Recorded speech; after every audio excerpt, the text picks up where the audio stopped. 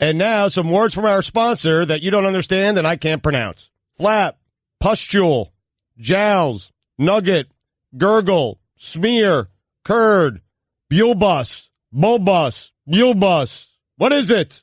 It's bulbous. Bulbous. Tender, dongle, pork, and moist. Whether you're a construction worker, warehouse worker, or, frankly, a radio host, if you hear certain words on the job site, work can be uncomfortable. So, at least get work gear that's comfortable. Timberland Pro work shirts, pants, and boots, head to toe. Timberland Pro, not uncomfortable. Great news. There's a quick way you can save money. Switch to Geico. Geico could help you get great coverage at a great price. And it only takes 15 minutes to see if you could save 15% or more on car insurance. Go to geico.com today and see how much you could save. This is the worst of the Dan Le Batard show with the Stugotz podcast. The gas bags all over your media do not like admitting when they are wrong. I am here to tell you that I am wrong about something. Houston's is indeed, according to their dress code, a fine dining establishment. Wow. It is upscale chain dining. I understand that Roy and Chris told me this yesterday. The voters did not agree with you. They did not think of Houston's as fine dining. We'll get to that in a second. Stugotz is very self-involved these days. There's a controversy in his fantasy league. Oh, yeah. He feels like he's been taken out of context in an article that was written about him. And his lacrosse coaching. I don't understand why an article was written about him and his lacrosse coaching. I don't either, but it was written, and I was taken out of context, and I just want to clarify a couple of things. We don't need to do it now, but now I know what it feels like to be taken out of context. Okay, we'll get and I'll try not to do it again to anyone I'm talking about, but I can't promise anything. Okay. Oh, so you took somebody out in the article by mistake? No, but I've taken people out of context, right, and given out false information, and I learned what it feels like to do that. Now, it hurt, and I want to explain myself, but I'm also promising other people that I talk about that I'll try to do better, but I can't promise that I can. I mean, Kentucky Fried Chicken's like, come on, you'll try to do better. At what? At what will you try to do better on? Yeah. You're going to do it in this segment. You're going to do it right now. You're going to take someone out of context almost immediately. You are the king of taking people out of context. I know, but sometimes when you feel what something feels like, it really hits home. And so you make a promise to yourself to try and do better moving forward. And that's the promise I've made to myself. But Guillermo, put it on the poll. Is Stugotz allergic to sympathy? It's the reason it's like he's just discovered sympathy. Wait a minute. This feeling, what others feel. I have access to that. You got a sympathy allergy when it comes to the athlete. But before we get to any of that, I've got the most amazing headline in front of me. Okay. If you know our show, and Greg Cote of the Miami Herald is in with us as he is every Tuesday. This story is from the pages of the Miami Herald. If you know our show, you know we are a proudly Miami show, and you know that we are warring a bit with baseball just because it's been very bad to South Florida over the years. So this is an actual headline today in the Miami Herald. You can't make these things up. Amazing. To avoid Miami courtroom, Marlins claims citizenship in the British Virgin Islands.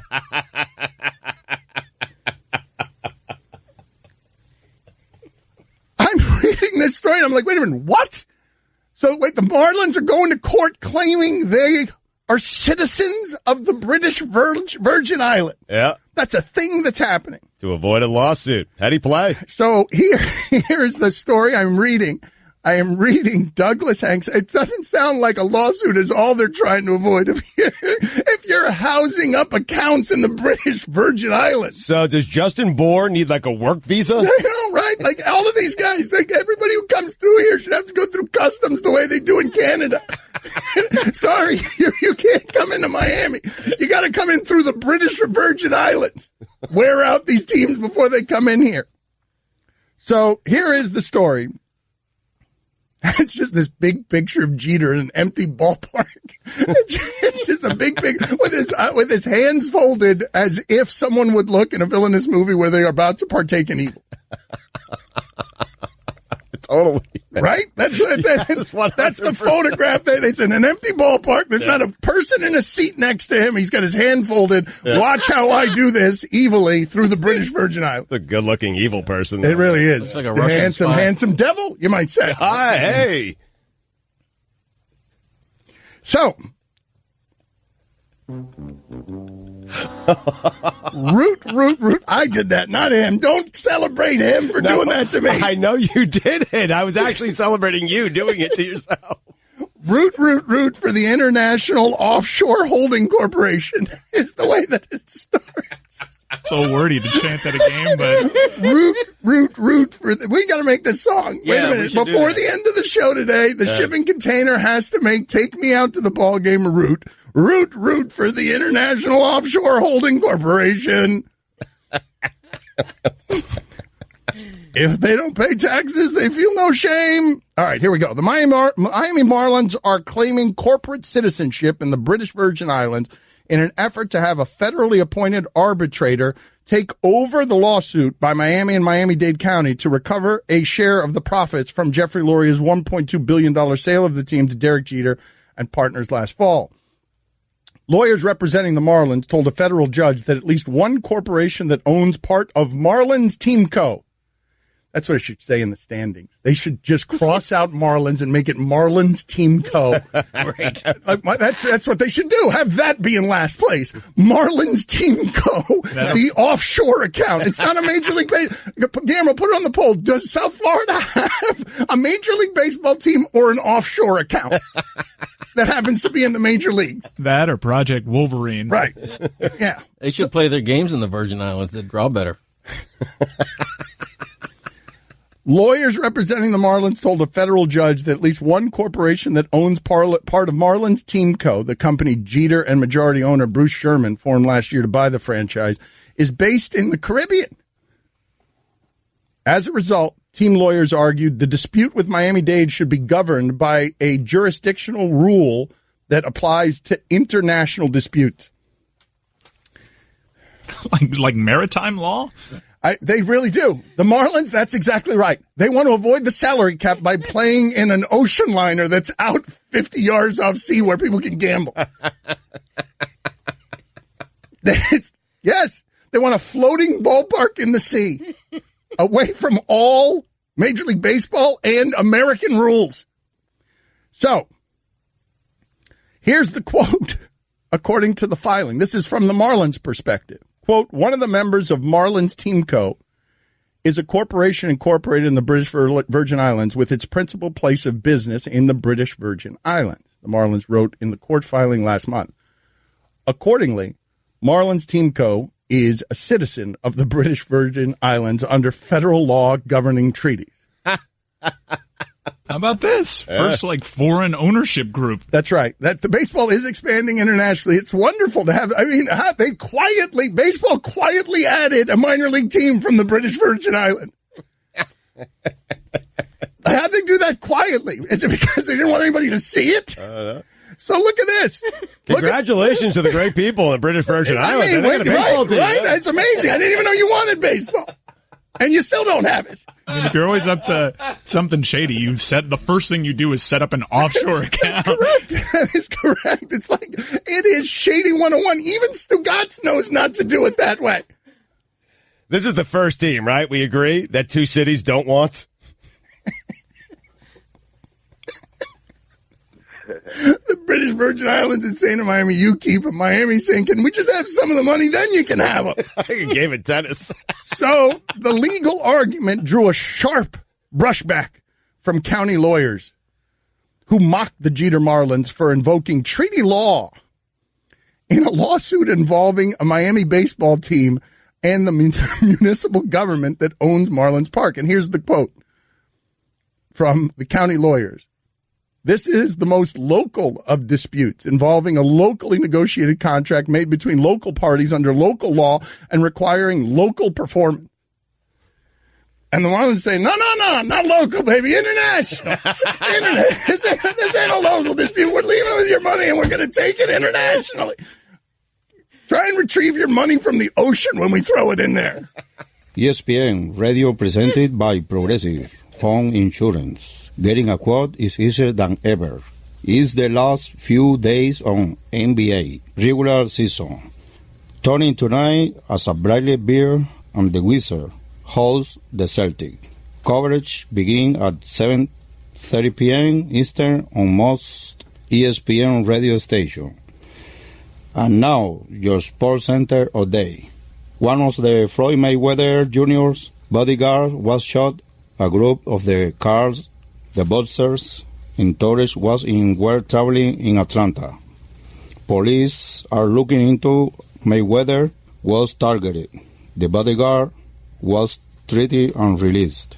For all of the latest headline and information, tune into Sports Center on ESPN Radio all throughout the day. Don Le Batard. How much money does Sister Jean actually get? None. Stugotz. How do you know that? Because I do. Well, you don't know that. Right. I was actually making a play on words that went right over your head. I did. I'm sorry. My bad. I missed the joke. Yeah. I don't get the show. Let the joke sit. Let the joke sit. Yes. This is the Don Le Batard Show with the Stugotz on ESPN Radio. In this gas bag industry, people do not like to admit when they're wrong. I was wrong again. Whoa. About being wrong in the first segment about Houston's, because look at what this guy writes. As someone with 17 years of experience in the service industry, bona fides, Houston's is casual fine dining. It's a rung below what we think of classic fine dining as. It's the Toronto Raptors of service experiences, a reasonable facsimile, but still ultimately lacking. Wow. Is that the best analogy? What is the best team that you can use for a facsimile, still lacking, a rung below classic fine dining? What is the team that best represents that? Stugotz has got a list of the top 50 most delicious drinks in the world. We'll get to that in a second. And we can't make enough fun of Marlins Team Co.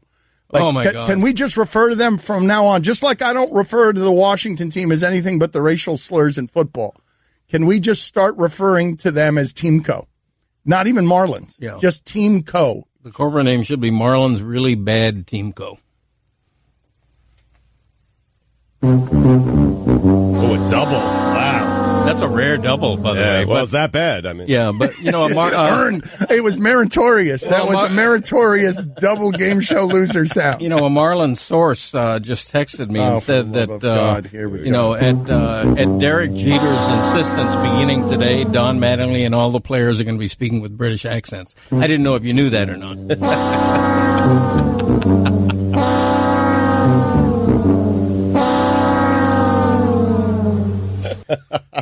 That actually would be funny. You know what? It's true. It would be funny. Thank you. Hello, chaps. Honestly, if you had any sense of humor about yourself, you would have Starlin Castro in front of his locker trying to do a British accent. The one Marlin anyone recognizes.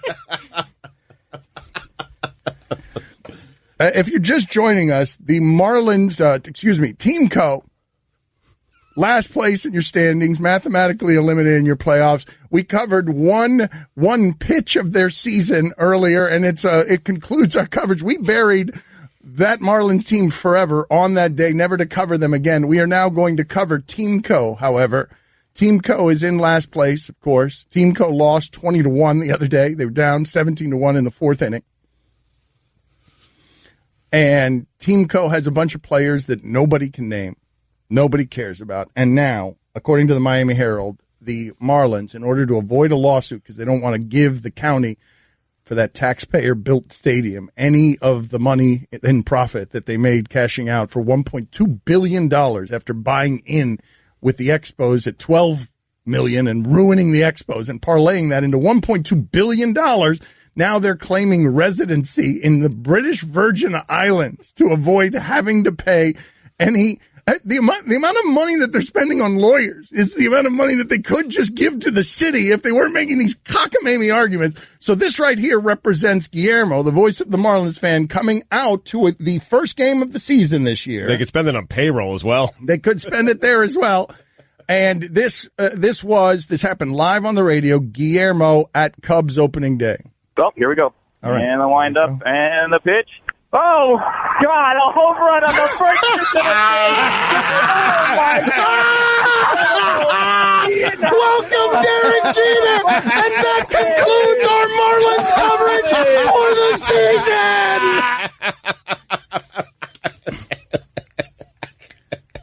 Is that the greatest moment in Marlins history? I trampled Guillermo. I really did. It's the worst moment in my history. I just buried poor. That was his big moment. He's still mad at me about it. You can hear him whimpering in the background. Go Marlins! As I just engulfed him with just hogged the entire moment. Oh, here we go.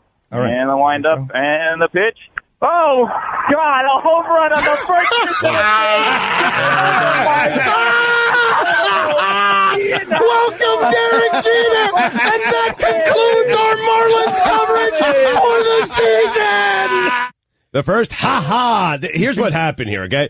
You ate Guillermo. I did. That's exactly what happened. He's absolutely right. Guillermo's just waddling around the first pitch, and then all of a sudden something good happened, and I came in ate like a bird, like the bird of prey that swooped away Big Boy's dog, Halle Berry.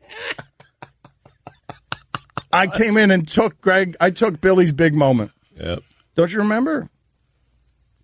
We envision it more like one of those whales that just feasts off plankton and it's just accidentally eats a boat. Yeah, accidentally eats a kayak. That's good. Eats a kayaker accidentally. I was just trying to eat plankton. Next thing you know, Billy the pole vaulter's being chewed up. So anyway, that team, that is how their season began, and then it got worse. And so now they are claiming residency in the British Virgin Islands. Like, how? Well, can someone explain to me how they imagined that headline arriving at Derek Jeter's desk today? Look at what the Miami Herald has written with your picture on it. You're claiming residency in the British Virgin Islands. Can't we say, and I don't mean to disparage the British Virgin Islands, but when I say to you guys, I suppose it could be worse if it had been Cayman, but only if it had been Cayman. Right? No, I think British Virgin Islands are even smaller than the Cayman Islands. No, but the Cayman Islands are at least known as a place where if you've got dirty money, that's where you send it, more than any other place. He reads that article, during tea time with crumpets. Hey, Jeter cares about any of this? I just want to explain to the audience what... Plus, the Virgin Islands got a good team. 5.5 out in the NL East, 10 games in. They're right in the mix. I love the idea. Let me explain something to you about Miami. All of our money has blood and cocaine on it. They needed someplace dirtier. I want you to consume that for a second, the way that I breached and ate Guillermo. Don Batard. Who are the just generic names that they're going to put in a Marlins uniform and tell us to eat opening day? Rojas. Who's this Smith? Oh, Caleb Smith. You know what the C in Caleb stands for, right? K's. Stugotz. How is that possible? It's a good one. Dan, K's are strikeouts, right? Yeah. It's a good one. Caleb Smith, K's. Dr. K. That reminds me of my favorite cereal, Special C. Ooh. Hey. Come on. I started the whole thing. And I finished it. Very upset. This is the Dan Batard Show with the Stugotz on ESPN Radio. Mike, can you do me a favor and get the wheel of issues for a second? We like to show you guys behind the scenes here on what happens at ESPN, some of the things that happen. We'll get to that in a second because Chuck Solitore, I've told you before, he's a high-ranking executive at ESPN, and he works at the bottom of the ship, even though he's a high-ranking executive. And at 5 a.m., he is scouring the universe, probably still on sportspages.com, scouring the universe, trying to find nuggets that ESPN can then allow to water, fertilize, and bloom. And he does an exceptional job at it, and it also makes me very sad. Yep. Because the kind of emails you get at 5 a.m. are like this. Just posted, Todd McShay plays GM in his 3-round 2018 Grade A NFL mock draft. Oh, my God. Wow. Send that anytime, Chuck. Doesn't matter. Dan is right. Technically, it's probably not that important to send it out. I got that at 3:38 a.m. You got it when? If you use this grade A mock from McShay, the note reads, on your show today, you should say that Mel Kiper's grade A mock draft will debut later today on the 6 p.m. Sports Center. Oh, wow. This is new. Originally, it was supposed to debut on the late Sports Center. Now, Mel's grade A mock draft will debut on the 6 p.m. Sports Center. Now, let me explain to people quickly what a grade A mock draft is. McShay is playing general manager. They're not ranking the guys anymore in order of talent the way they see it. They are saying this team should select this guy and giving you a reason. I mean, yes. I know, Mike. I know. It's a Tuesday. I know. This is a Wednesday. I don't know what to do. I know. What? I mean, I don't know. Wait a minute. So they both got grade A mock drafts, both of them, McShay and Kiper. I did not. When Kiper first emerged from wherever it is that the Kipers emerged from, and he was a legitimate sports celebrity, and still is, one of the biggest names in the history of ESPN, I thought to myself at the time, there's no way that there could be room for two of them. But boy, was I wrong. In keeping with the theme of today's show, boy, was I wrong, because there is room for two of them. And I'm guessing ESPN could make a third and a fourth, and you guys would sop them up with a biscuit. I'm in. They're rivals, right? McShay and Kiper. You never know. They're rivals. I think they are, because McShay is incorporating trades into his mock draft. He's projecting trades, whereas Kiper is mocking him for Field doing Yates trying to get in this game as the third guy coming to get some? I don't know. He's more in the Schefter camp where he's reporting stuff. But Greg is right. There was big controversy. I know you don't pay attention to these things. Mel was very upset with McShay last week because he did a mock draft that had trades. Yep. Now, Mel invented the mock draft. And Mel is saying, hey, no trades. You can't do that. I invented the mock draft. And McShay said, no, I'm the young gun, man. Get out of here. But my mock drafts are going to have trades. And now Mel is outraged. But how old is McShay? Is McShay actually the young gun anymore? Yeah. This is what I'm saying. He is still the young gun. Compared to Kiper. I know, but we need your young guns can't be 40. Yeah, we need a new Kiper. Does Mel have We need a new McShay. How about Mel Kiper the third? You know, because he's a junior. Is there a Kiper the third? We should look into that. I'm on it right now. Tom McShay is 41 years old. Yeah, he is. He looks incredible. Yeah, young 41. He can't be the young gun. He can't be the young gun. Well, I don't think it's Field, though. I don't know if there's anyone else at the network. Well, we need to create a third one. But go ahead and spin the wheel here, Mike. Here's what's on the wheel. On the wheel is the American Ninja Warrior, the television show Get Up. Greg Cote's Back in My Day, Stugotz being taken out of context, and Stugotz's controversy in his fantasy league. Go ahead and spin the wheel, Stugotz. I can't see. I didn't bring my glasses today. Stugotz, what did it land on there? American Ninja Warrior, Get Up, Back in My Day, out of context, or controversy in your fantasy league? Somehow Florida Panthers. What? Wow, I didn't even see that. Okay. Allison, can you get my glasses, please? Take Panthers off the wheel here, and let's maybe, we're going to try it again? Okay, very good. Yeah, sorry. That was weird. It keeps landing on Panthers. I mean, the Florida Panthers. Not again. Come on. It can't be again. Yeah. One more try.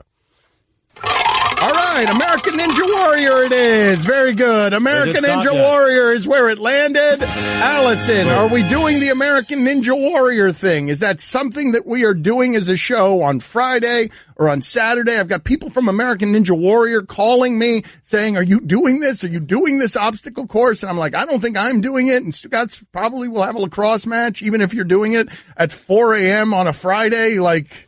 He'll tell you that he'll go there, but then there will be a lacrosse match that will spring up out of nowhere because they break out all over the cul-de-sac where Stugotz lives. They tend to break out when I'm asked to do things I don't want to do. It's weird.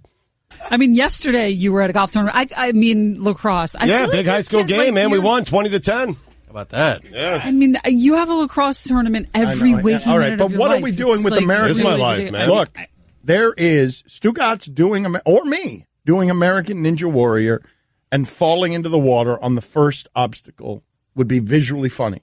Are we doing it? Guillermo has signed up. Chris is sitting here negotiating for a Friday versus Saturday. Amin is talking trash. He's flying down with his parents for it. I don't know if they're participating. What? Roy's made no commitment because he just gives off general malaise and indifference, so I don't know what he wants to do. I have no idea what he wants to do. Mike, are you participating in the American Ninja Warrior? It's Grandma Juana's 90th birthday. Cote, are you participating in the American Ninja Warrior? So once again, it is our marching band nowhere. It's actually my grandmother's 158th birthday.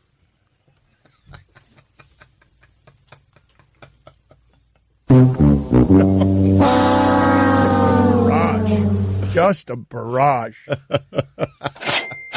This show ain't free. Time for some ads. Wish her a happy birthday for me. I sure will. Thank you. 158 candles, huh? Nana. I mean, Nellie Doogie. Old Nana Nellie Doogie. Like, that doesn't sound like a birthday. That sounds like arson.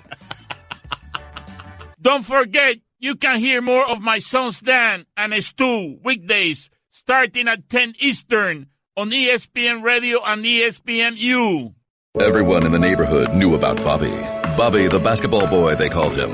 Bobby wanted to go pro someday, so he was always out in the driveway shooting hoops. But one day, his mom came out and told him, "Hey, your wife wants you to take out the trash." His mom was visiting, and Bobby was a grown man. He had kind of missed his window. Plus, no one had ever seen him actually make a basket. But on the other hand, Bobby had heard how Geico could save him money on car insurance, so he switched and saved. So it was all good. Don Le Batard. That's ridiculous. Idiot. I know it was a terrible Barkley impersonation. Never heard it before. It was just... Sui nominee. Stugotz. Really bad. You guys want to try all your Barkleys? Oh, that's a terrible idea. That's pretty good. That's better. Anyone else want to get in on the bidding? Ernie, Dan Le Batard is an idiot. It's terrible. Yeah. Pretty good. I don't want to go after that. Yeah, Kitty. Let me tell you something, Kitty. That Dan Le Batard is an idiot. Thank you, Roy. You're welcome, Dan. Tell your fat daddy I hate him. Oh! Fat Chris making an appearance. Fat Chris once again a surprise. This is the Dan Le Batard Show with the Stugotz on ESPN Radio. ESPN Radio is presented by Progressive Insurance with more than 30 unique coverage options available. Progressive knows small business. Learn more at progressivecommercial.com. Guest on the Dan Le Batard Show appear via the Shell Pennzoil Performance Line. Ian Thompson is going to join us in a minute here. He has a new book out. Spent 9 hours with Pat Riley. Here's your SportsCenter update. Mark McGwire said that he could not have hit 70 home runs without the help of PEDs. Gee, thanks, Mark. That he could not have hit 70 home runs without the help of PEDs. The reason he hit 70 home runs is because he was taking PEDs. So he said that. Yeah. Just okay. Yeah. Thank you, Mark. Thank you for chiming in on the discussion 15 years too late. The Cavaliers have signed Kendrick Perkins.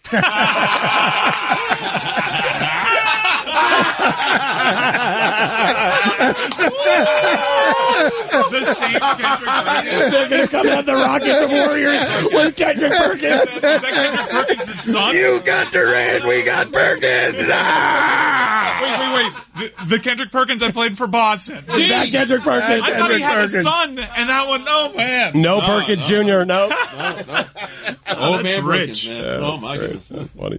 And finally, some visitors to the Detroit Zoo will soon be able to receive free buckets of 5 pounds of animal manure dubbed Detroit Zoo Poo. They will be handed out on April 14th as part of the zoo's Greenfest celebration. The event precedes Earth Day and will showcase how the zoo recycles waste. Buckets will be available for the first 1,000 visitors to the zoo's anaerobic digester educational display. Did I say that right? No. Digester? I don't know what digester is. That's how it's written here. Digester. That's a different word that you just said. Why, I pronounced it right? Was there a need? It sounded like you were trying to kill a court jester. No, but here's the thing. Yelling, digester. Look, you're right, actually. But look, there's a period, story's over. Double space, then that sentence. That sentence wasn't necessary to the story. I don't believe. Okay. I think it was just put in there for me to trip over. $2, that's a fine. Let's get to Ian Thompson. $2. See if I have money. For all the latest headlines and information, tune in the SportsCenter on ESPN Radio all throughout the day. His new book, The Soul of Basketball, was ripped off by ESPN yesterday, and we turned all the quotes into content. I'm broke. Did he have any money in there? Did you see whether he had money when he put it? I did not notice any. Piece of paper. All right, so that's $3. $3 fine. For what? No money. So Ian Thompson with us. The new book, The Soul of Basketball, is available now. Longtime basketball writer. He's with Sports Illustrated. Thank you for joining us, Ian. Were you annoyed or happy that your book got the promotional run of ESPN needing to talk LeBron at every turn, so we stole your stuff and gave it to Jackie McMullen? Outrage. I was very proud to be stolen by Jackie McMullen. I mean, they were good. You got a lot of unusual time with Riley. Why? You know, when I first started doing this book back in 2010-11, so this took a long time, Riley shut me down. He wouldn't talk to me, and he said no one from the organization would talk to me. So I went around and just talked to everybody else and built up a book that revolved around LeBron and the Heat. And then last spring, I said, I got to keep trying Riley. So I wrote a letter to the Heat, to Tim Donovan, the PR guy. And he asked Riley if he wanted to talk to me, and Riley said nope. And so then Tim showed him the letter. And in the letter, I basically said, look, I've talked to these other people. These are all important people in the game, Doc Rivers, Greg Popovich, a lot of other people. They've all really confided in me and opened up to me. And I said, you deserve to be part of this. You're the godfather, and you helped turn LeBron's career around, which has made all the difference for the NBA as we see it today. And so you deserve to be part of this. And so he agreed to do it, and so it went from zero for how many years to like 9 hours on the phone, and it was terrific. Shouldn't this be your book, Dan? You know, that thought did occur to me from time to time. Yeah, it occurred to me too. Maybe you could give it to Jackie yourself. Yeah, Jackie could have stolen it from me. Ian, that was a smart tactic by you to write a letter, seriously, because Riley is old school, and he's a letter writer. He's one of the few people I know who still writes letters, so he probably appreciated that Can we gesture. get to the meat of what it is that you got to in your conversation? New book, Soul of Basketball, is available now. What are the things that you found most interesting? You know, it's just this whole idea. Like, obviously, LeBron is the best player of his generation now, and who knows when he's all done, we may say he's the best of all time. I wouldn't say that right now, but we might end up saying that. But back then, in 2010-11, the guy was known as a choker, and his last game for the Cavaliers in Boston, the fans in Boston, I was there, they were taunting him. They had no respect for him and no fear for him. He was supposed to be the savior of the NBA, and he turned himself into a villain with that silly TV show and the dumb rally they had in Miami the next day with the smoke and the 7 championships and all that. So I just wanted to know, how do you go about helping a guy fulfill his potential and become a champion and build a championship team around a guy that really needs help in that area? If I may, though, Ian, again, the new book, The Soul of Basketball, is available now, and I did ask you what was most interesting to you, but you know that people just want the juicy stuff, right? Like, you know that. You know that what might not be interesting to you is what they want. They want, what did Riley really tell you? Well, a lot of it you talked about yesterday. You know, how he was really mad, and how when LeBron left, and the whole thing with the itch, and he wanted Riley to coach the team. There's stuff in there about how LeBron has really become a guy that's more than passive aggressive. Riley talks a little bit about how he'll confront guys now, including Dwayne Wade, and tell them what's what, and tell them they need to get in better shape or do whatever. He talks about LeBron's weight and how he learned to manage his weight. And Riley even had LeBron put on like a weight jacket during practice one day. Well, LeBron was like 278 here, right? Were you the one who reported that? Like wouldn't he avoid a scale at all costs around here because of some of that stuff? Well, I mean, Riley says he was in good shape, but you know, Pat, he wants everybody to lose weight. He wants them to get down in weight, especially as they get older.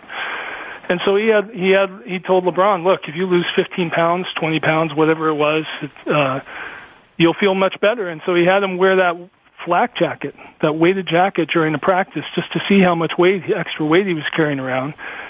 And because he lost that year, because he lost in 2010-11, he became very open to a lot of things that he was closed off to during that first season in Miami. And he said, because by losing that championship, it was the best thing that ever happened to him and made him take stock of everything he'd done. And one of those things was to lose the weight.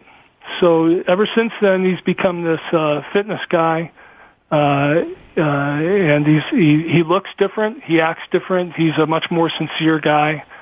And really, it all goes back to the time he spent in Miami, doesn't it? Mike, does Stugotz owe another $2 because he read the McGuire story entirely wrong? That McGuire said the opposite of what Stugotz claims, that he didn't need PEDs to hit 70 home runs. Did Stugotz get the entire story? I read it was on the piece of paper, man. Okay, that's another $2 because you're blaming somebody else. I'm not blaming anyone yet. First of all, let's get the proof first. I'm reading it off of a piece of paper. Give us a second, Ian. I'm sorry for this divergent. Yeah, I believe you got this one wrong, Stugotz. What does it say on the piece of paper? Yep, I read it wrong. What do I owe? What is it? $6 now. $6. What? $6. $6? Yes, $6 now. And you don't. See if I have money. You didn't have any money last $7. All right. What? $7. No, wait a minute. Should it be a $6 fine because he doesn't have the $6 regardless? The Soul of Basketball is available now. You didn't really need to make the book about more than LeBron, did you? I understand that you made it about more than LeBron, but did you have to? I think I did, because all these people, they all kind of beat the truth into LeBron that year. So I've thought about it, like what would have happened if LeBron had gone on to win the championship that year, if he hadn't changed so much about himself, if he'd been that guy that people didn't like from the decision, this guy that really came off as insincere, and what if he'd been able to overcome his passivity on the court and win the championship anyway? Would he have changed as much as he's done? Because, I don't know how you feel about it, but I know Steph Curry's great and Kevin Durant's great, but everything that's happening in the NBA right now, when people talk about becoming the greatest league and all that kind of stuff, it's all because of LeBron. But it's the LeBron we see now. It's not the LeBron back then. So to me, it's the Celtics beating up on him because he had a real thing about the Celtics, and there's a lot in there about that rivalry that was happening at that time, and Kobe Bryant being hard on him, and the Spurs even had a thing for him. What's that thing? Tell us about that thing. McGuire's full of it. Well, there's just he went to San Antonio that season, and they blew him out in the first quarter. They made all these threes, and they were up by 20 or 30 in the first quarter. Tim Duncan is saying it's over during the game, like he's which you never see him do. Tim Duncan was LeBron before LeBron, 10 years before LeBron. What did Tim Duncan say? What was over, that game or his reign? That game. He's just saying, but I'm just saying that even they were like psyched up about killing LeBron that year. Again, I mean, it's a little thing, but that's as much as you ever get from the Spurs. Yep. The new book, The Soul of Basketball, is available now. Ian, did you come away with any sense of what the motivation was that led Riley to extend this olive branch to LeBron? I think he just wanted to define himself in his own terms, because that team was just ridiculous. The coverage of that team, especially the first year, was just insane. And I mean, there were so many cheap shots taken at them, and every little thing would be a controversial thing. And then when LeBron left, there was a whole thing about Riley versus LeBron and Riley's anger, which he talks about obviously in this book. But I just think he just wanted to step back and say, look, we did a great thing, and here's how we did it. And this player was hurting, and here's how we helped him. And the whole league's benefiting from it now, and I'm glad he did that. I'm glad he stood up for himself in that way. Ian, one-word answer. One-word answer. That's it. Yes or no. At any point, did Riley start to ramble, and you wondered to yourself, what the hell is he talking about, and when is it ever going to end? No. Okay, thank you, Ian. We appreciate the time. Again, get his book. ESPN stole from it liberally yesterday. Thank you, Ian. Hey, thank you, guys. Thank you. All right. Oh, you didn't know? Your ad's better. Go, somebody. Hey, this McGuire. Oh, really? There's it. And the 1 year we all suspect that he took steroids. You know, he hits the 70, whatever. He breaks the record. And now he's trying to convince us that he could have done it without it. Get out of here. That's a nice camouflage move by you. But you brought us the information that McGuire was saying the opposite. Yeah. Like you. It'd be refreshing to hear someone just come out and say, you know what? I hit 70 homers because I took steroids. You opened the show saying you weren't going to take anybody out of context. That's how you opened the show today. Yeah. You weren't going to ever do that again because you were taken out of context in an article about your lacrosse coaching. Yeah. You just had Mark McGuire make an admission he's never made. Fair point. And, listen, to me, that should be the fine along the line of me killing people. When I've killed people that aren't dead, listen, it should be $100. I didn't. That's, I feel like that's light to me. I feel like that's a lawsuit that you just brought us by reading that wrong. Like we deserve to be sued. Well, no, I mean, we corrected it, and what I promised people at the beginning of the show, I never said that I would read properly. I never said that. I never guarantee that. I can't read, man. Don't make fun of me. I'm going to sue you. Keep your family safe and secure when you install Blink cameras in and around your home. You know, this is how this has to end, with you suing me over something like that. Tell people about Blink, Stugotz. A big public controversy involving you and me in a lawsuit. Listen, I'm going to take you to my hometown. I'm going to sue you. We're going to have it in a British Virgin Island court, and I'm going to win. Now, you can't sue me because I have no money. I mean, you make all the ching on this show. And Zappos. All right, sir, I got home yesterday. There was a pair of shoes sitting right there at home. Pair of shoes. I opened up the box, and there were 3 pairs of shoes. Thought it was 1. It was 3. Don Batard. Mock draft champion Greg Cote of the Miami Herald in with us. He correctly predicted 25% of the first rounders. 8 got 8 of 32. Doubled Mel Kiper. Doubled McShay. Yeah. He is wearing a hat that reads Mock Draft Champion. Stugotz. Yeah, I don't know anything about the draft. And Cody knows everything. This is his wheelhouse. We have found it. You know, you don't get to wear this hat. I got to tweet out a photo of me wearing this hat because I'm very proud of it. It's professionally made. It looks like a piece of paper was just stuck to the front of a very cheap trucker's gas station hat. It's designed to look like that, like a piece of paper. This is the Don Batard Show with the Stugotz on ESPN Radio. Allison, can you, before the end of the show, please get us, instead of all of these American Ninja Warrior liability sheets that we're signing around here, can you get us Mel Kiper's daughter? I would like to ask for her draft analysis. I would also like to figure out a way for Greg Cote to do a mock draft opposite McShay and Kiper, who he crushed last year. Yes. So that you guys can have a comparison point to his draft and understand how unscientific all this is. You have to keep in mind, Greg Cote's not talking to a lot of scouts. He's basically looking at how Kiper and McShay are doing it and then just rearranging the names. Yep. And he's getting more right than they are. Yeah, that's correct. Yeah. I do a lot of film study, but it tends to be old Hitchcock movies.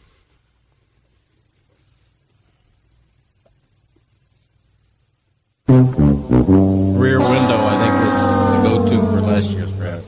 What's going on with Richie Incognito, Stugotz? He's retired after 12 seasons in the NFL. Did it via Twitter. Tweeted at George Italia, who works for the NFL. I'm done. Wait a minute. George Italia is like the right-hand man of DeMaurice Smith. He's telling the Players Union PR guy, I'm done? I'm done. Isn't it Atala? Is that a fine? Put it on the poll, Guillermo. Is it Atala or Italia? Is George's name Atala or Italia? And then he... a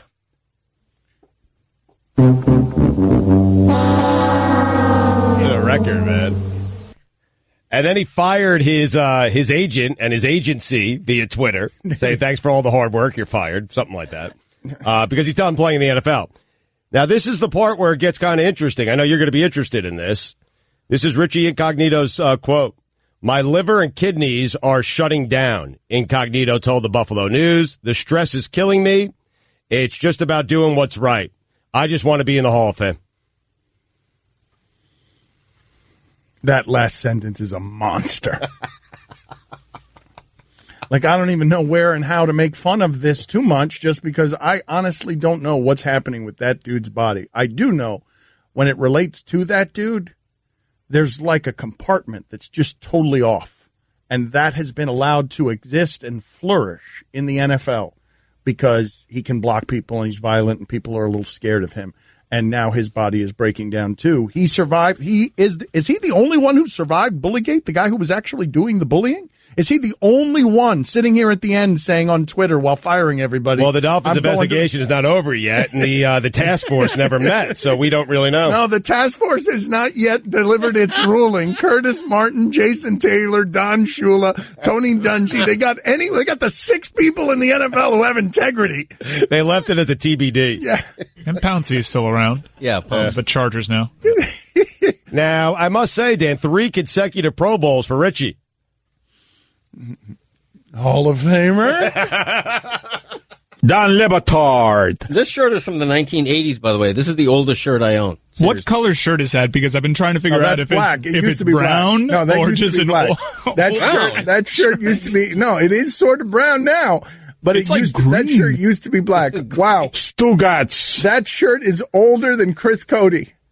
It is. This is the Don Batard Show with the Stugotz on ESPN Radio. We're going to do Greg Cote's Back in My Day here in a second, but where was Perk? Like, what kind of deal is this, or what kind of perk is this? That Perkins just wanders in at the playoffs. Like, the Cavs have 1 game left in their season. Yeah. Why is Perk on their team? What just happened here? Is it just this, he's allowed to just play in the playoffs? There aren't rules against that. You can just pick up a guy off the street the day before the playoffs, and next thing you know, there's a dude on the court. Like, what is? I don't even understand this Perkins signing. His last NBA action came during the 2015-2016 season, but he was a part of the Cavs G League affiliate. Well, there you go. And so you're allowed to just pull a guy out of the G League as muscle, or I guess muscle isn't what we should be describing that as anymore, should we? Just sort of a square block that sometimes drops the basketball when you throw it to it. Maybe it's a hedge against Kevin Love's next injury. He played well in the G League. He did, yeah. I mean, close to 9 points a game. What? For Kendrick Perkins. What is 9 points? How many rebounds? Was he busting lips in there? 7 rebounds a game. Look at that. Wow. Perk. So, Dan, I think you can if someone gets hurt. So maybe someone got hurt for the Cavaliers, like, a guy way down the bench, and here's Kendrick Perkins because, you need, 6 fouls. I mean, that's basically what it is, right? Yes. Go foul that guy. Put this on the poll, Guillermo. As a human being right now, is Kendrick Perkins merely 6 fouls? Is that the total definition of Kendrick Perkins? Should wear that on the back of his jersey. That would be great. Funny, yeah. Yes. He should wear. Who else is like that in the NBA? Do we even need that in 2018? Do we need 6 fouls? Really? I mean, we're only going to play 7 or 8 guys in the playoffs. Who's fouling out? What is? I mean, if the guys foul out anymore? Kendrick Perkins at this point in his life fouls out of your basketball game, that is not a useful endeavor in any way. None of it. As a sport, as a spectacle, as entertainment, if you're bringing out Kendrick Perkins as any part of your entertainment show to get 6 fouls. But if you had unlimited fouls and you could never foul out, then there'd be no spot for a guy. He'd be so good. He'd be so good if those were the rules. Woo! Perkins would be unstoppable because all he would do is shoot with his elbows. Time now for Greg Cote's Back in My Day. And now it is time to take a trip down memory lane. Here's your guy, Greg Cote, with Back in My Day.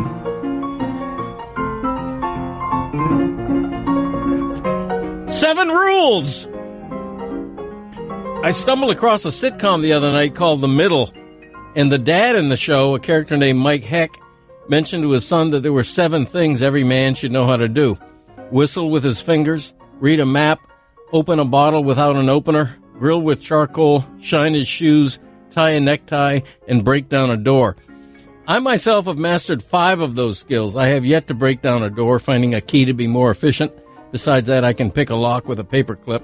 And I'll admit, whistling with my fingers has never entered my canon of skills, partly because it always struck me as showy, rude, and unsanitary. There's a website called The Art of Manliness that has a bunch more so-called manly skills, such as how to milk a cow and how to survive a human stampede. I think we all have our own little arsenal of pet skills in the mental toolbox. For me, most of them seem to have been skills made bygone due to technology or things that simply have fallen out of fashion over time. So here are my 7 things that everyone, man, woman, or child, should know how to do. All right, hold on a second, though. How many of those 7 things can you guys do back there? Those are, that's a man's list right there. Yeah. I don't feel like this show is very manly. Go ahead. Number 1, learn to whistle. Not with the gimmickry of fingers, but old school, using only your lips. It's the most natural musical instrument. It's a fairy tale that angels up there are singing in heaven. Angels actually whistle. Number 2, become adept at the lost art of towel snapping. Let's bring it back, that once staple of juvenile horseplay. Number 3, learn to swallow pills without water, using only your own saliva. Wait, what? Oh, yeah, my dad used to do that. Wild Bill Cote. Number 4, be able to peel a hard-boiled egg in under 3 seconds using only one hand like I do. Number 5, know how to turn flour and fat into a wonderful roux that is essential foundation of so much cuisine.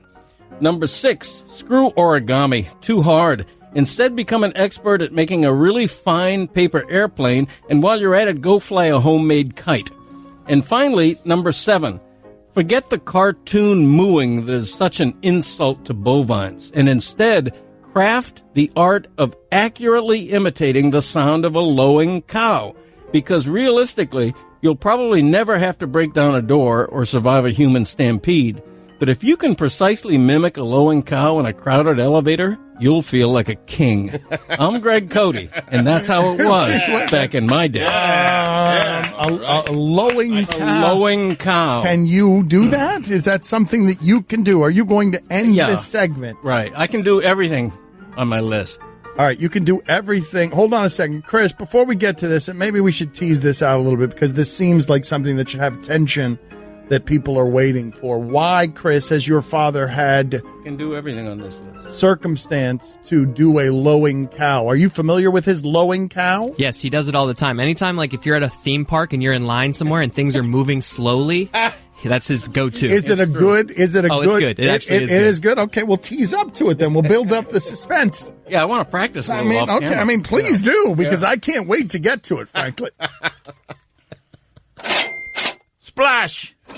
It was one of his better back in my days. It was delightful. it really was. It was weird. Yeah. Really weird. I told you it was different. But I liked it. You fly a home kite? Is that what you do? I can make a homemade kite. Yeah? And the paper airplane? Oh, yeah. Big good. time. All right. I can make a paper airplane so well that with the right air stream, it'll go right over a house. Your son doesn't seem so confident. That's not your son true. doesn't Let's seem so try that confident. outside. Let's try that during this next segment. We're going to try outside during this next segment. Greg Cote with an envelope. With a what happened there? Whose phone is that? Uh-oh. It's the alarm to find out if Stugotz can whistle. Oh, look, you never know when it's going to come. I mean, well, it seemed like you knew because you started drinking water furiously when that sound came off. So it really seemed like you knew. Now, tons of humidity outside. I like a cold day for whistling. It is hot out today in Miami, and it's like, 80, 90% humidity. It's bad. So here we go. Hold on a second. Forgive me before you go. Not an ideal day. Would you get some paper right now? Go outside. We're going to film you by the Clevelander pool trying to throw a paper airplane at the camera. We're going to film that. We're going to give you 10 pieces of paper to test this theory of yours. Okay. Perfect. All right.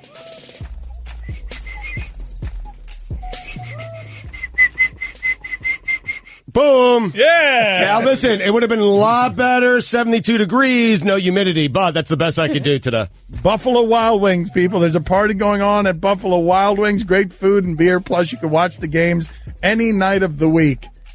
The Stugotz stuff is less funny when he succeeds. Don't forget, you can hear more of my sons Dan and Stu weekdays starting at 10 Eastern on ESPN Radio and ESPNU. Don Batard. Tom Ricketts is saying that the Cubs will not allow Sammy Sosa back into that organization for anything moving forward until he comes clean. And what I find absurd about that, and what a hypocrite this guy is that family made hundreds of millions of dollars off the name Sammy Sosa. By the way, never tested positive for steroid use.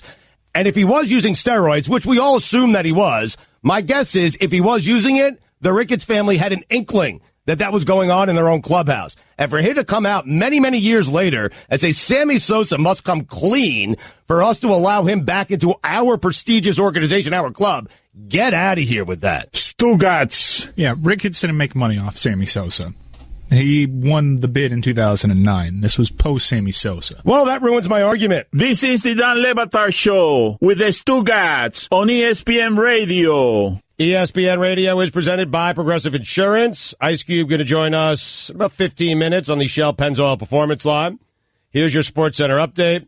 The Spurs have clinched a playoff berth for the 21st consecutive season. Andrew Luck isn't revealing the timetable on when he will be able to throw a football. Hell's going on there, man? You want to know why Josh McDaniels ended up bailing on the job? That's why. I don't care what anyone says. Wanted to stay in New England, succeed Belichick. Belichick ain't going anywhere anytime fast. Seriously, who could blame McDaniels for not taking that job when he has seen Jacoby Brissett? He knows he's fairly average, and Andrew Luck has given him no guarantees as to when he's ever going to throw a football. Leave McDaniels alone. No, I've not picked up the Duke and started throwing it yet, and I don't want to skip steps. I'm trusting the process that I'm in right now very, very much. I'm trusting myself in this process, and when the time is right, I'll pick it up. The Duke. That is the highest form of athleticism right there. That's what it sounds like. It's losing hair all over the place. It still uses a flip phone. It still can run through your secondary. It can't throw so well, and it may have a pituitary problem while speaking. That is excellence, athletic excellence at the height of sport. And finally, a woman applying for a job at a New Hampshire county jail has been arrested because it turns out she was wanted on a theft charge in Maine. Stugotz is strong in that one. Looking great at your special event or wedding has never been easier than with thebblacktux.com. They've got tons of new suits and tuxedos that'll make you stand out for the right reasons at your next event. To score $20 off your purchase, simple. Visit thebblacktux.com/Dan. For all the latest headlines and information, tune in the SportsCenter on ESPN Radio all throughout the day. The show is moving a little fast again, so I nominate Stugotz is saying, I don't care what anyone says, as a life philosophy for Stugotz. Like something he should, just like Kendrick Perkins should have 6 fouls on the back of his uniform, Stugotz should have on the front of his forehead a Mike Tyson facial tattoo that reads, I don't care what anyone says. It allows you to think whatever you want without rebuttal. Yes. It's beautiful. Yep. I want to get to the Andre the Giant movie that I believe is tonight on HBO. It is tonight, yeah. But I'm falling behind on things. We got to get a lowing moo from Greg Cote. We've got to get a lowing moo. Have you been practicing it or not? I haven't, no. Okay. I wish I would have. Okay, well, you had plenty of time. Yeah. Stunning that you wouldn't be prepared for something that we'd worked on. So we'll move past the lowing moo. I'll practice next break, and then I'll be prepared to do it. Give him 2 minutes and get him out of here, please. Oh, good. Then I can practice over there. Okay, good. You can practice over there. There. That's a good reason to practice. That's 2 minutes in the box. Now, if you were as good walking out to the penalty box as you, like, if you could be this good all the time, you'd never be in the penalty box. That was a goat, not a sheep, by the way. So he's left the room, and now he's in the penalty box. But this is where I wanted to pick up the conversation, and it's where it'll be when he comes back from the penalty box. In the middle of all of everything that's been going on today, and Allison, I hope you are still searching for Mel Kiper's daughter so that we can talk to her. Messages have been left everywhere. I don't know if Mel likes our show or not, but I want to groom the next Mel Kiper, the next McShay. McShay's over 40. He's over the hill, past his prime. Is 40 over the hill? Guillermo, put it on the poll. Is 40 over the hill as a draft analyst? Past his prime. Mel likes me and Mike. Okay, maybe me he doesn't like, which probably isn't going to get any better with me talking to his daughter. Oh, he's not going to like this idea. Right. Because I've been, look, I'm an investigative journalist, and I've reported before that big board that he has isn't actually a big board. He doesn't have an actual big board. Yeah, I've reported that was your first mistake. That's ESPN on ESPN Crime. Whatever my problems are with Mel Kiper, that's where they're born. So we're trying to talk to his daughter. But in the middle of this, Stugotz actually asked the question of Greg Cote, and this will harken back to an earlier time in the show. Hey, Greg, where would you draft Alfred Hitchcock in a draft of directors? And the question then becomes, where would you? Yeah. Like, where is he the top? Is Alfred Hitchcock your number one overall pick? Oh, is it no. Quentin Tarantino? Is it the Coen brothers? Martin Scorsese? Is it? But this is where it becomes difficult. Spielberg? This is where whoever did Over the Top. I mean, we need to do this. Michael Bay? If it was a draft of directors, Guillermo, put it on the poll. Who's the number one overall pick? Is it Brian De Palma? Is it who's the guy that went crazy? I'm forgetting his name. The guy that went crazy doing Clockwork Orange and a Kubrick and Stanley Shining. Kubrick. The Shining. Hold on a minute. The Shining, and I'm thinking, who did Deer Hunter? I'll check it out right now. A young Stanley Kubrick, is that how you say it? Yes. Looks exactly like me. People send me, they split it right down the middle. They send a picture of myself and a young Stanley All right, Kubrick. put it on the poll, Guillermo. Does Stugotz look like a young Stanley Kubrick? Is it Michael Cimino? Is that how you pronounce his name? No. The Deer Hunter director? No, I was telling you about the movie the other day. This is where I screwed it up, and forgive me for forgetting a name. I should be fined here. That's the young Stanley Kubrick. Yeah, that does look like you. That does look like you. The director I am thinking of, I saw a documentary about this the other day, and we talked about it the other day, about the creative process and how he was thinking while making the movie, and I'm forgetting what the movie is. It Apocalypse Now? It's Apocalypse Now is the movie. It's Apocalypse Now. In the making of the movie, Francis Ford Coppola. Yes, Francis Ford Coppola. Thank you. Francis Ford Coppola was going crazy in the making of the movie because he thought it was so bad, and he thought it was so bad that he should harm himself, like paralysis, or fall from a high place so that he can have an accident getting out of the doing of the movie. And the documentary was through the eyes of his wife, who was fascinated watching him go crazy. A wife who loves him. Sure. During the creative process, would Francis Ford Coppola get any? Because we're talking about first ballot Hall of Fame directors. Everyone we mentioned, except for Michael Bay and whoever made Over the Top. Yep. Everyone is a Hall of Fame director. And don't leave out John Woo.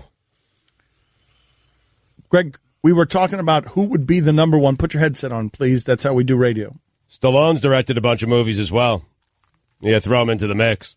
He directed Rocky. I assume Spielberg's been mentioned.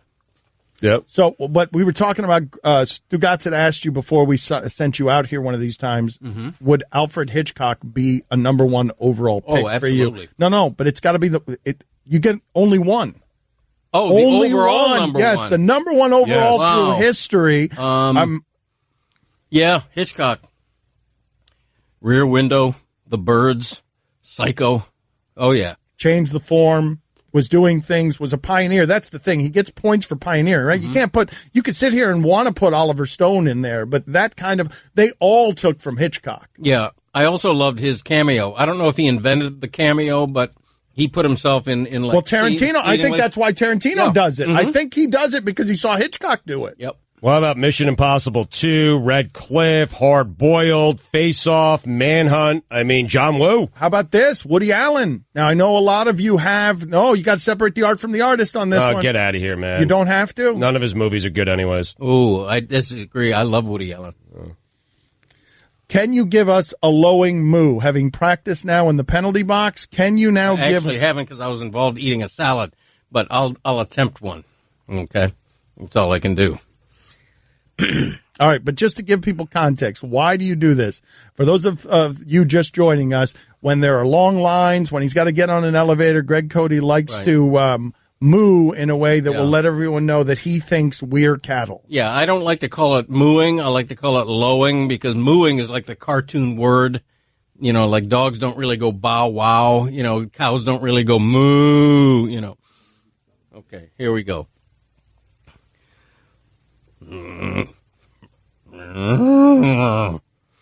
I'm practicing here. You got to picture me in line, and people are around, and they hear this, and they start laughing. Wow, you choked. You totally choked. You have choked as a mooing cow. Moo. No, that's a real cow. You choked. You choked. No. You had your big moment at the end of this segment where you were going to perform. Choker. McGill would tell you that's a realistic cow. Did Greg Cote choke? No. That's 2 minutes in the box. No, that's a realistic cow. Get out of here. That's a Guernsey. Go practice it. Go practice it. Ice Cube next. Don Le Batard. Who are the most overzealous fans? I think Taylor Swift has the most overzealous fans. She had to be pulled off a stage at Madison Square Garden, I believe. Swifties. Yeah, Swifties. Yeah. Stugotz. Perry Como's got some real fans as well. They're crazy, those people. Comoites, I think they call them. This is the Don Le Batard Show with the Stugotz on ESPN Radio. Very excited. Ice Cube going to join us here in just a second. Big 3 season kicks off in Houston on June 22nd. For tickets and more information, visit big3.com. If you missed any of the show, you can listen to all 3 hours of the Dan Le Batard Show on demand in the ESPN app, plus our Miami Only hour that airs before the show. And now you can subscribe to our Best of podcast. It's all available in the Listen tab of the ESPN app. Ice Cube joins us now on ESPN Radio. I've loved this guy for a long time. Big 3's season kicks off in Houston, June 22nd. If you want tickets and more information, Ice Cube has this basketball league. It's up and running.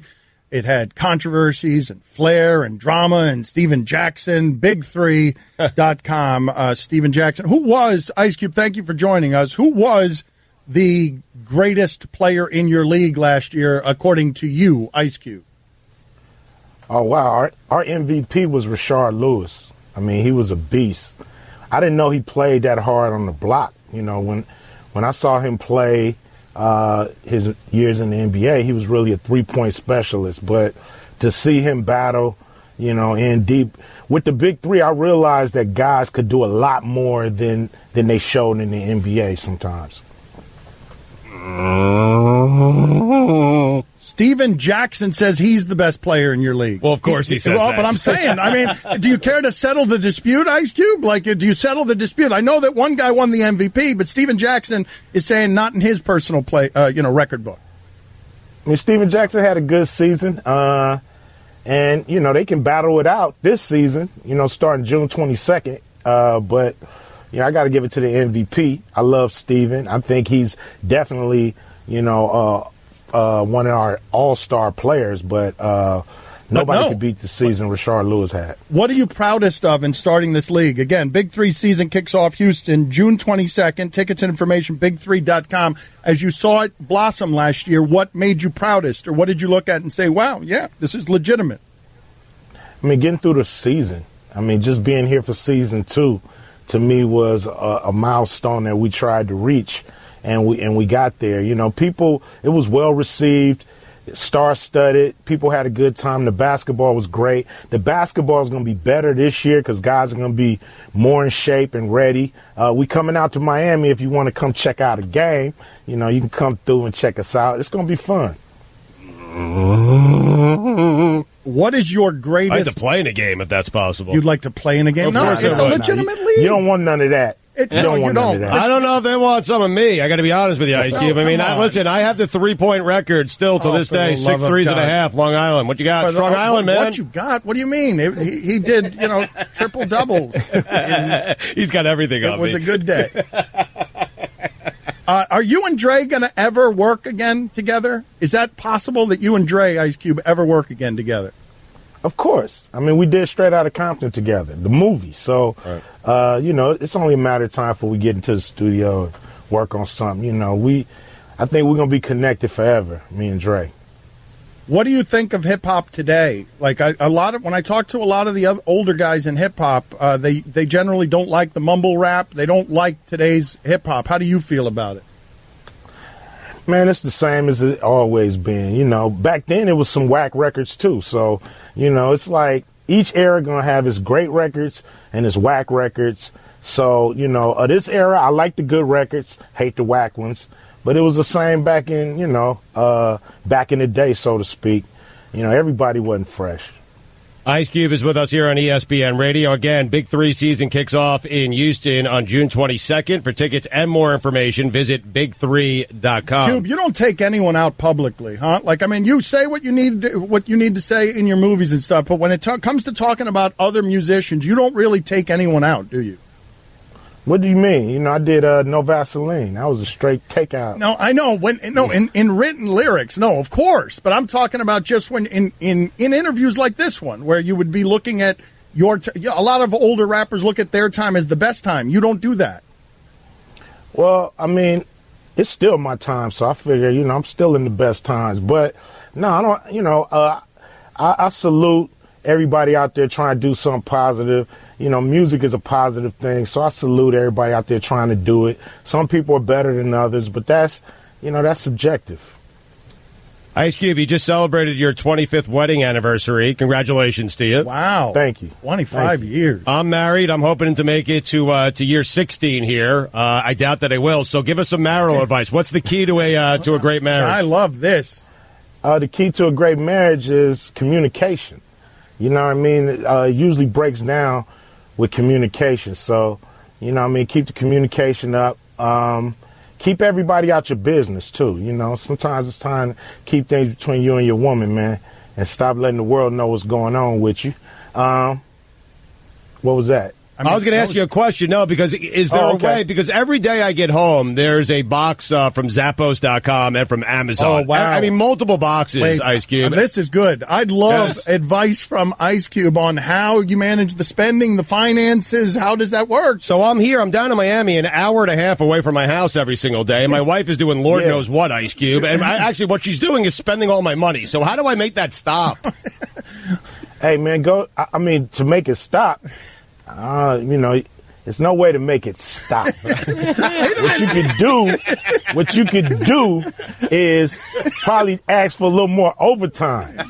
And wait a minute, so you can make sure that you have a house to come home to, and not just cardboard boxes. Wait a minute. So wait. Ice Cube's marital advice, as someone who comes from gangster rap and created NWA, is there's no way to make it stop. He's right. That's it. The spending. Hold on, look.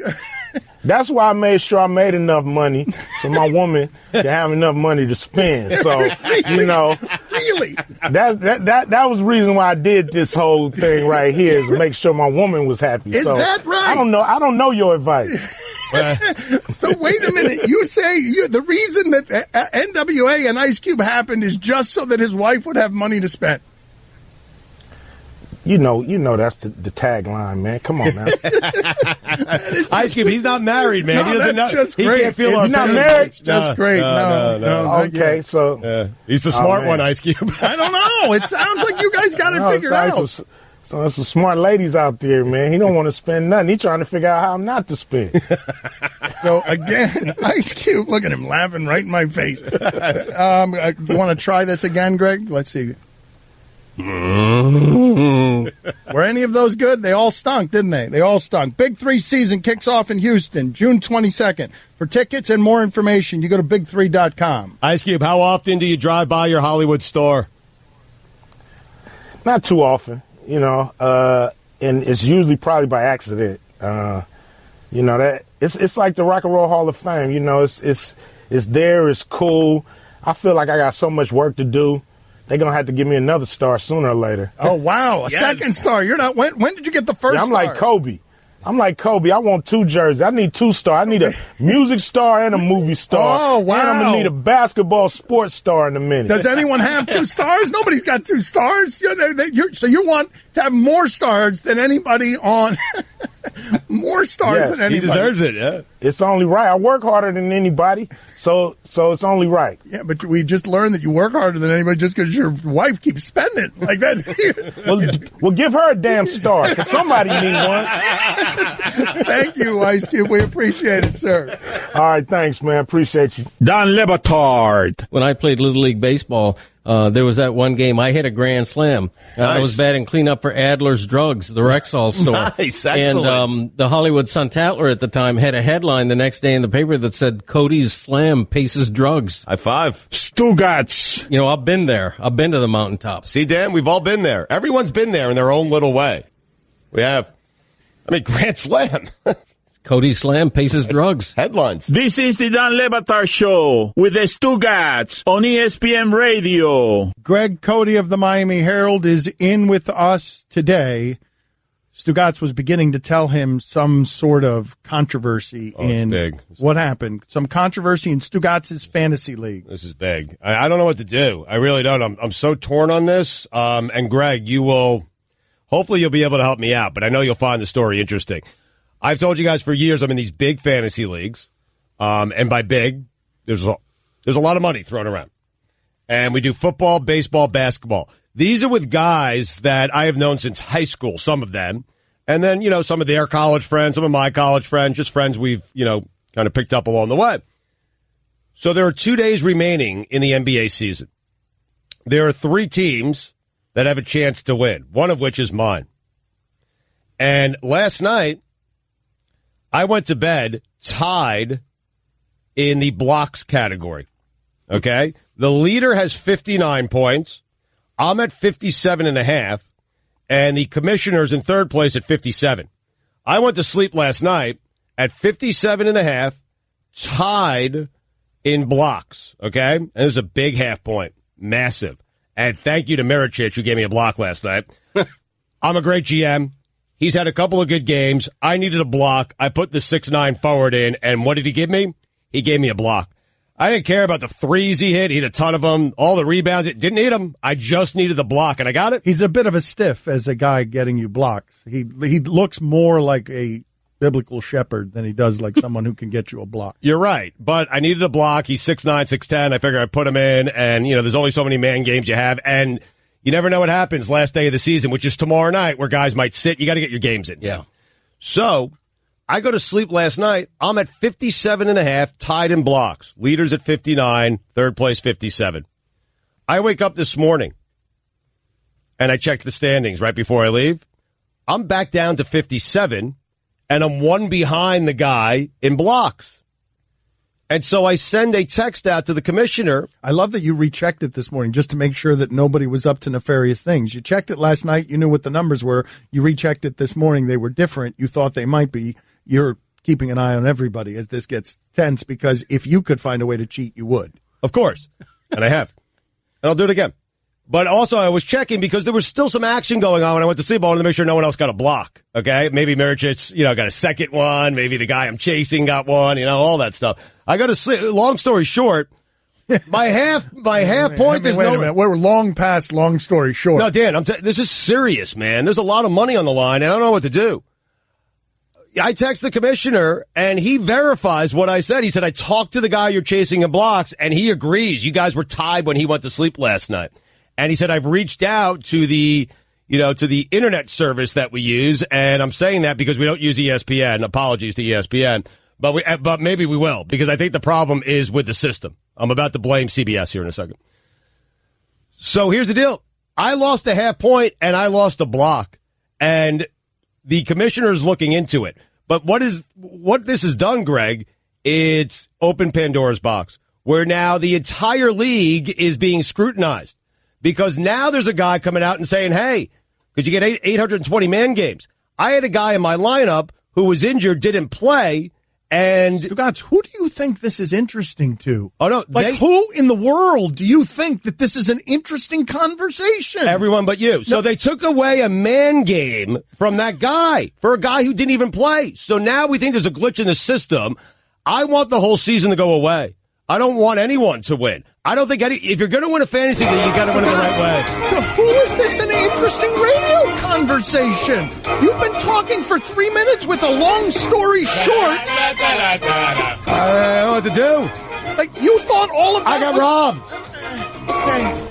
And good. That seems like a good place to spend 3 minutes of radio time with a story that never came complete with an ending. Oh, no, it was an ending. You didn't let me get to it. So, you know what? Oh, it's still out there. I'll do a private show, and maybe I'll tell everyone on Twitter, @Stugotz790. Here you go, Dana. I mean, there was an ending. I was interested in your story, and I actually had a theory to put forth. Thank you, Greg. I know you were interested. Yeah. And you were going to help me out there, too. I was going to suggest something. Well, Thank you. the magic creative content comes before all. So, Super Bowl or bust for the Vikings? Oh, wow. I mean, it's got to be Super Bowl. Yeah, Super Bowl. I have Super Bowl because you have the best defense in the NFL. You got rid of that stiff quarterback that you had, and now he's in Denver, even though he's the guy who made the game-winning play to get you the NFC Championship game. And you signed Kirk Cousins in the offseason. It's Super Bowl. That's it. They got to win it this year. How about that? Why don't you go ahead and complete this story that you allege comes complete with an ending? Go ahead. I want to hear the fantasy story. I'm not going to do it. What? I'm joking. Anyway, so what happened here was, so I don't know. So now guys are throwing around 33%, 33%, 33%. Meaning the top three guys will just split the pot. Okay? That's what they're going to do. Now I said no. Time for my favorite color. Time for my favorite color. Exciting. Seashell is number 16. Wait until the opens over. It's not official. Seashell. No. Not official. Seashell. Not official. Magenta green. Which color will he choose? Which color will he choose? Which color will he choose? Which color will he choose? Which color will he choose? Which color will he choose? Which color will he choose? Today. My 16th favorite color is pale goldenrod. Wow. Nice color. Wow. Pale nice. goldenrod. That is 16, right? Number 16 after Native American red, jacaranda, chinchilla, bisque, American bronze, acid green, persimmon. We did skip yesterday, so you can do 2 here if you'd like. Oh, give us 15. Give us 15. Yeah, orchid is 15. Orchid. No, I meant Old Lace. What controversy? I meant Old Lace. You said orchid, though. I know, but but orchid's the one before that. Oh, that's what happened. No. Sorry. Tomorrow to find out. Wait, so Old Lace? Navajo White. What? No. You stop it. What? Moccasin. Aqua? Oh. No, that was 39. Aqua was number 39. Tell your story. Finish your cruddy fantasy league Wait, story. so 15 was Old Lace? Finish your cruddy fantasy story. So here's the problem. The guy who has control to all the buttons, all the codes. Time now for Rick Springfield's 20th favorite color.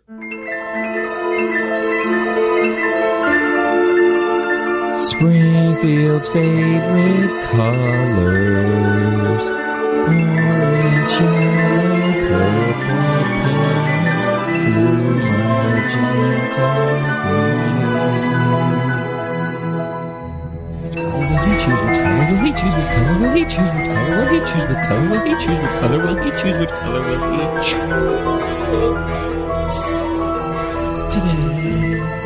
Rick Springfield, 80s icon, Jesse's girl, has been kind enough to join us every day for the next 20 days. It's Gary's girl. It should have been Gary's girl.